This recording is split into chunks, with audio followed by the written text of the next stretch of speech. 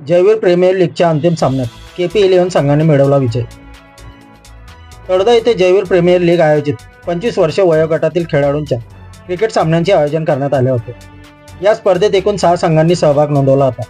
6 संघातील खेळाडूंना लिलाव पद्धतीने संघ मालकांनी खेळाडू म्हणून निवडले होते। या स्पर्धेचा अंतिम सामना दिनांक 24 एप्रिल रोजी खेळवण्यात आला। अंतिम सामन्यात पोहोचलेले KP11 व बंटी 11 क्रिकेट टीममध्ये अंतिम सामना खेळवण्यात आला। KP11ने नाणेफेक जिंकून प्रथम फलंदाजी करत 147 धावा केल्या।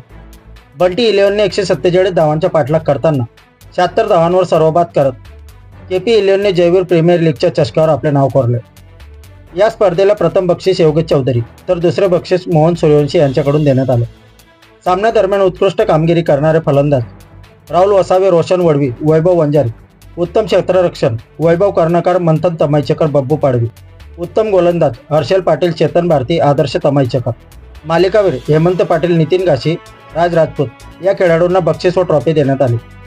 25 वर्षे वयोगटातील क्रिकेट सामन्यांचे आयोजन वैभव सूर्यवंशी, हेमंत पाटील, चेतन वडवी, निलेश पाडवी व जयवीर क्रिकेट संघाकडून करण्यात आले होते।